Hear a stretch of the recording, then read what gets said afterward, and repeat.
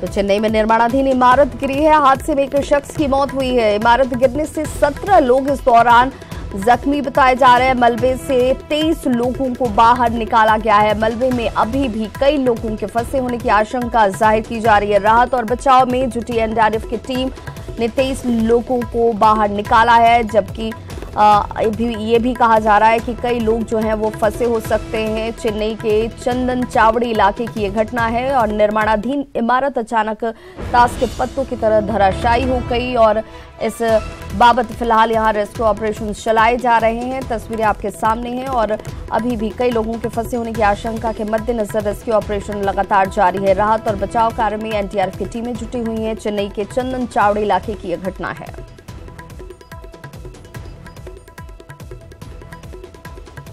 इस हादसे में अब तक एक शख्स की मौत हुई है और 17 लोग इस दौरान जख्मी बताए जा रहे हैं और यह भी कहा जा रहा है कि कुछ लोग अभी भी फंसे हो सकते हैं। इस बाबत यहां पर राहत और बचाव के कार्य युद्ध स्तर पर जारी हैं और आशंका के मद्देनजर तमाम एहतियाती कदम भी उठाए जा रहे हैं।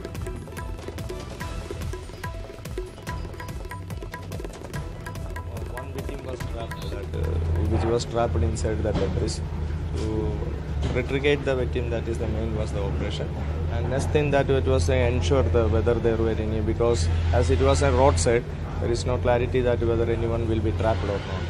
So to ensure that is the main thing there, and these steel frames and these heavy girders are the main task to have to be overcome. Do you or your team members have faced any difficulties during the rescue? Difficulties are there. There is no any type of special difficulties. Difficulties are always there in the rescue operation because all things, any building collapse or anything, have some new things. So difficulties there. That is, there is nothing like a special difficulty that will be explained. Totally, how many team members? तो हम आपको अब 2 तस्वीरें दिखाने जा रहे हैं। जी हां, इन 2 तस्वीरों को देखिए, जिसे देखकर अंदाजा लगाया जा सकता है कि हादसा कितना बड़ा है। एक तरफ आप देख सकते हैं कि निर्माणाधीन बिल्डिंग का मलबा और दूसरी तरफ बड़ी संख्या में एनडीआरएफ की टीम राहत और बचाव कार्य में जुटी हुई है। ये 3 तस्वीरें आपके सामने हैं जो लगातार मलबे से लोगों के निकालने का काम यहां पर जो चल रहा है उसके बाबत तस्वीरें सामने हैं और आशंका ये जाहिर की जा रही है कि इसमें कुछ और लोग फंसे हो सकते हैं। आपके सामने ये 3 तस्वीरें जिसमें निर्माणाधीन इमारत जो है वो धराशायी हो गई, 1 लोगों की मौत हुई है जबकि कई लोग जख्मी बताए जा रहे हैं और राहत और बचाव के कार्य में एनडीआरएफ की टीम जुटी हुई है।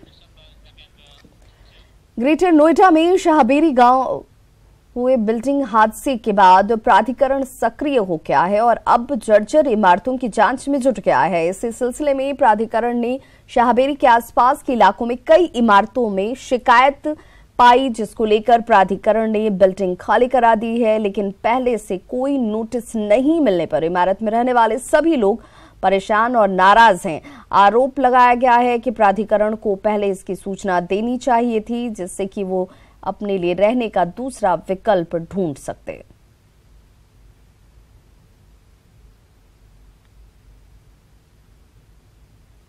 2:30 बजे करीब अथॉरिटी आई है, उन्होंने इस बिल्डिंग को सील कर दिया गया। जो एक फैमिली रह रही थी उसको भी मूव कर दिया गया, दूसरे को दिया गया है। एज पर द नोटिस उनको दिया गया कि 7 दिन के अंदर जो बिल्डर है उसको बिल्डिंग गिराने के ऑर्डर हैं, जिस तरीके की जमीन थी।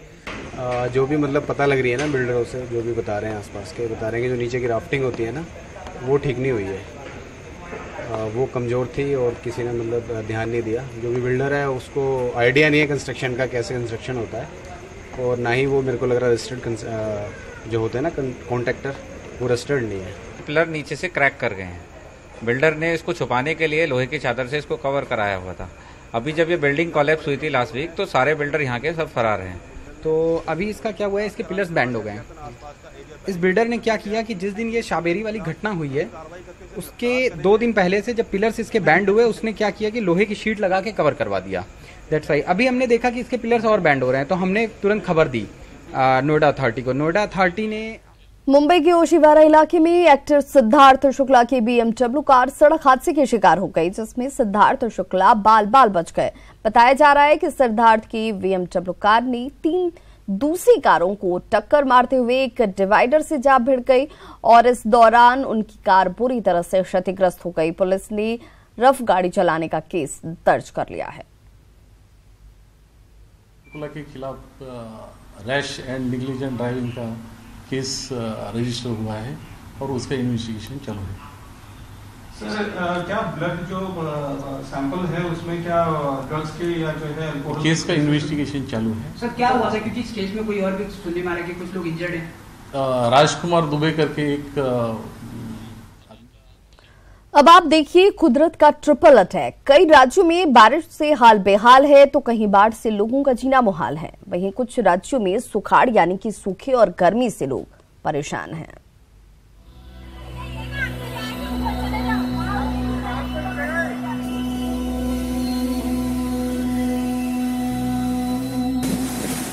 आधा देश बारिश और बाढ़ से बेहाल है।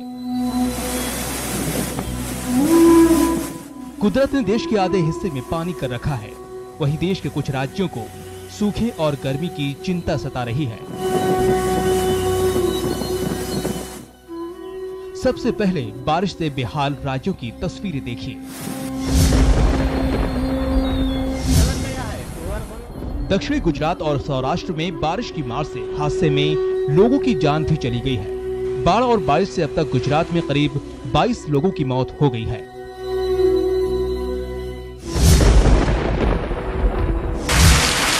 उत्तराखंड में तेज बारिश ने लोगों की मुसीबतें बढ़ा दी है। मौसम विभाग ने आज भी भारी बारिश की आशंका जताई है। ये बारिश अगले 6-7 दिन तक चल सकती है। साथ ही भूस्खलन की भी चेतावनी दी है। राजधानी देहरादून में तेज बारिश से सड़कों को बंद करना पड़ा।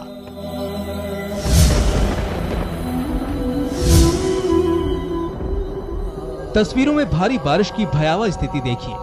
ट्रेन की पटरी पर पानी भर जाने से ट्रेन को बीच में ही रुकना पड़ा। मौसम विभाग के मुताबिक अगले 48 घंटे तक मूसलाधार बारिश की संभावना है। अब बारिश से आई बाढ़ वाले राज्यों की तस्वीरों को भी देख लीजिए। मुंबई के बाद अब बारिश और बाढ़ से बाकी हिस्से में कोहराम मचा हुआ है। ये कोल्हापुर की तस्वीरें हैं, जहां बाढ़ से जीना मुहाल हो गया है। बांध भर चुके हैं, इलाके पानी में डूब चुके हैं। यही नहीं, मध्य प्रदेश, छत्तीसगढ़, गुजरात में केरल समेत देश के आधे हिस्से में बाढ़ का प्रलयंकारी रूप देखने को मिल रहा है।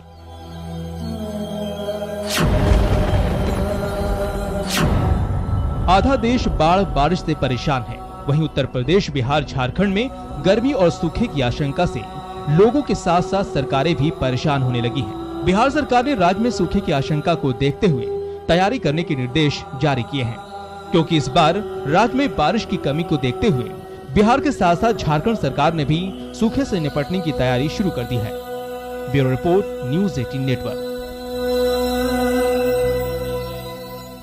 और अब बात भीड़ के दिए उस दर्द की जिसकी कोई दवा नहीं मिल रही। जी हां, हम बात कर रहे हैं मॉब लिंचिंग की, जिसे एक बार फिर राजस्थान के अलवर में अंजाम दिया गया। ऐसे में सवाल है कि आखिर इस मर्ज की दवा क्या है, कैसे थमेगी मॉब लिंचिंग। किस तरह का न्याय चाह रहे हो आप? क्या मांगे अब आप? मुलजिम होना चाहे सब हाजिर है, जिनका मुलजिम उन्हें पकड़ के लानी चाहे पुलिस। अलवर में गौ परिवहन से संबंधित वारदात में हुई नृशंस हत्या की मैं कड़े शब्दों में निंदा करती हूं। घटना के पीछे जिम्मेदार लोगों के खिलाफ कड़ी कार्रवाई की जाएगी। पीड़ित इंसाफ मांग रहे हैं और मुख्यमंत्री इंसाफ दिलाने का भरोसा दे रही हैं। लेकिन सवाल वही कि आखिर कैसे थमेगी मॉब लिंचिंग। जी हां, ये सवाल इसलिए क्योंकि इधर दिल्ली में शुक्रवार को देर रात तक चली संसद की कार्यवाही खत्म हुई। उधर भीड़ ने राजस्थान के अलवर में एक और शख्स को मौत के घाट उतार दिया। हम इस हैवानियत की पूरी कहानी बताएंगे, लेकिन उससे पहले ये जान लीजिए कि कोर्ट से लेकर केंद्र सरकार तक इस मामले में किसने क्या कहा। लोकतंत्र की जगह भीड़ तंत्र नहीं ले सकता और इससे निपटने के लिए सरकारें अलग कानून बनाएं। 4 हफ्ते के निर्देश लागू करें सरकारें, साथ ही संसद इसके लिए कानून बनाए। मॉब लिंचिंग के कारण जिन लोगों की भी हत्याएं हुई हैं अथवा जो भी घायल हुए हैं, उसकी मैं अपनी सरकार की तरफ से भी उसकी मैं भर्त्सना करता हूं, उसकी मैं आलोचना करता हूं। हिंसा और अत्याचार को इजाजत नहीं दी जा सकती है। ऐसी घटनाओं में किसी एक भारतीय का भी निधन दुखद है, मानवता की मूल भावना के खिलाफ है। जी हां, संसद में कही गई पीएम की बात का भीड़ पर कोई असर नहीं हुआ। गो तस्करी के शक में इस शख्स को पीट पीट कर मौत के घाट उतार दिया गया। मारे गए शख्स का नाम अकबर खान है, जो हरियाणा के कोलगांव का रहने वाला है। इसका गुनाह ये था कि उस वक्त इसके पास 2 गायें थी। फिर क्या, लावंडी गांव में लोगों ने इसे घेर लिया और कानून के चीथड़े उड़ा दिए गए। अब इस मौत पर सियासत हो रही है। हम जात और धर्म से ऊपर उठ करके अपराधी को अपराधी मान करके उसके खिलाफ कार्रवाई करते हैं। इसमें भी जिसने गलती की है, कानून के तहत उसको जो सजा देनी होगी देंगे। संदेह के दायरे में कोई आ जाए और उस पर आप टारगेट करके उसकी जान ले लें, ये बहुत ही अनएक्सेप्टेबल है एक सभ्य समाज में, और कानून व्यवस्था पूरी चरमरा गई है प्रदेश में, अब स्पष्ट हो चुका है। गौ तस्करी के नाम पर राजस्थान में पहली बार हैवानियत नहीं हुई है। इससे पहले पिछले साल अप्रैल में अलवर में ही कथित गोरक्षकों की पिटाई से पशु व्यापारी पहलू खान की मौत हो गई थी। वैसे अकबर खान पर पहले भी गौ तस्करी का केस चल रहा था। मुमकिन है उसने इस बार भी गौ तस्करी ही की हो, लेकिन सवाल है कि सजा कोर्ट देगा या फिर भीड़। लोकतंत्र में भला संविधान से बड़ा कैसे हो सकता है भीड़ तंत्र। Bureau report, news 18 network. शनिवार को 28वीं जीएसटी काउंसिल की बैठक हुई, जिसमें कई प्रोडक्ट्स की दरों में बदलाव किए गए। करीब 100 वस्तुओं पर जीएसटी की दरों में राहत दी गई है। बैठक के बाद वित्त मंत्री पीयूष गोयल ने कहा कि सैनिटरी नैपकिन को जीएसटी के दायरे से बाहर कर दिया गया है। इस पर 12% का टैक्स लगाया जा रहा था। नई दरें 27 जुलाई से लागू होंगी। अब जान लीजिए कि किन किन वस्तुओं के दाम सस्ते हो जाएंगे। तो छोटे कारोबारियों को जीएसटी से राहत हासिल होगी। जी हां, 5 करोड़ तक के टर्नओवर व्यापारी तिमाही रिटर्न फाइलिंग से मुक्त होंगे। 100 वस्तुओं पर जीएसटी काउंसिल ने ये राहत दी है, जिसमें सैनिटरी नैपकिन को जीएसटी के दायरे से बाहर कर दिया गया है। पत्थर मूर्ति, संगमरमर, राखी, लकड़ी की मूर्तियां जीएसटी मुक्त हो गई हैं। 1000 रुपए से कम दाम के जूतों पर 12% से जीएसटी दर घटाकर 5% कर दिया गया है। 25 इंच की टीवी समेत 1 दर्जन से ज्यादा इलेक्ट्रॉनिक सामानों पर जीएसटी 28 से घटाकर 18% कर दी गई है। परफ्यूम और स्प्रे जैसी वस्तुओं पर जीएसटी 10% कम हो गई है। हैंडबैग, ज्वेलरी बॉक्स, हाथ से बने लैंप पर जीएसटी घटकर 12% हो गया है। इंपोर्ट हुए यूरिया पर 5% जीएसटी कम हुआ है। कैसे छोटे उद्योग, छोटे व्यापारी को सहूलियत मिल सके, कैसे उपभोक्ता की चिंता करें, इन सबको सामने रखते हुए कुछ बहुत महत्वपूर्ण निर्णय आज किए। मेरी सभी बहनें माताओं को खुशी होगी जानकर के सैनिटरी पैड्स के ऊपर 100% एग्जेम्पशन करते हुए 0 रेट पे सैनिटरी पैड्स को लाया गया है, और अब सैनिटरी पैड्स के ऊपर कोई भी प्रकार का जीएसटी नहीं लगेगा। संसद ने विपक्ष के अविश्वास को खारिज किया तो पीएम समेत पूरी बीजेपी इसे 2019 की जीत की नींव मान रही है। लेकिन संख्या बल के कारण मात खा चुका विपक्ष अपने अविश्वास पर कायम है। आखिर क्या है अविश्वास की टीस का सत्ता कनेक्शन?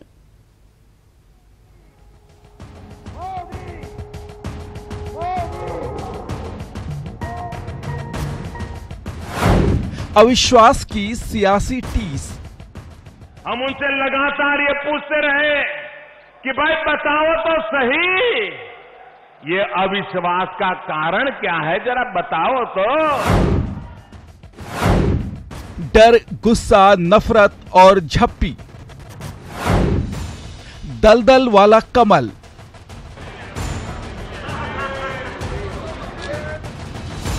संसद में अविश्वास प्रस्ताव पर बड़ी बहस जीतने के बाद विश्वास से लवरेज पीएम नरेंद्र मोदी जब यूपी के शाहजहांपुर की किसान रैली में पहुंचे तो अविश्वास की उस टीस की चर्चा यहां भी करने से नहीं चूके।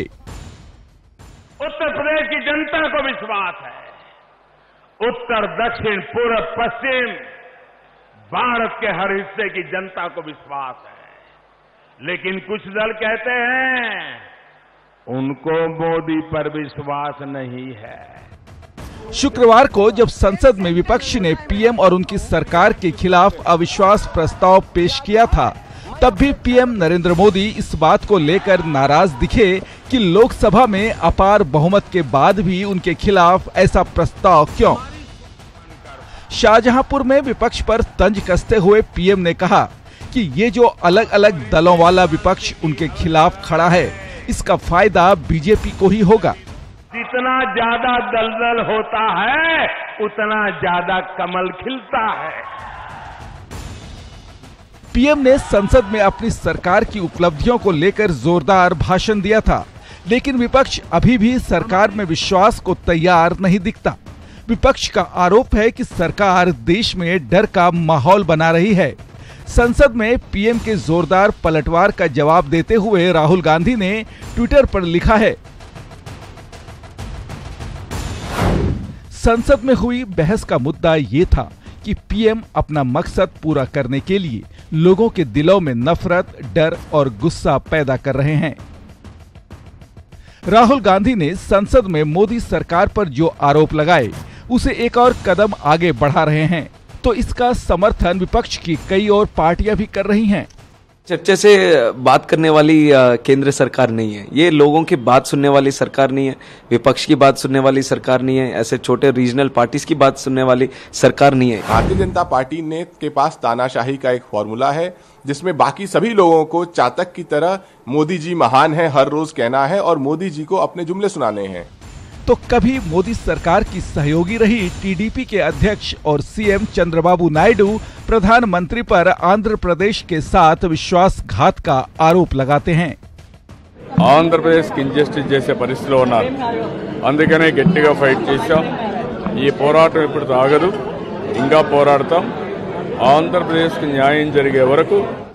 बहरहाल 2019 की जंग के लिए खेमेबंदी के बीच इतना साफ है कि संसद में अविश्वास की चर्चा ने पीएम नरेंद्र मोदी और उनकी सरकार को नई ताकत दी है, तो विपक्ष को एक सबक। अब देखना होगा कि अविश्वास की ये टीस किस पक्ष को दलदल देती है और किसे उस दलदल से बाहर निकालती है। Bureau report, news 18 network. तो इस बुलेटिन में बस इतना ही। नमस्कार।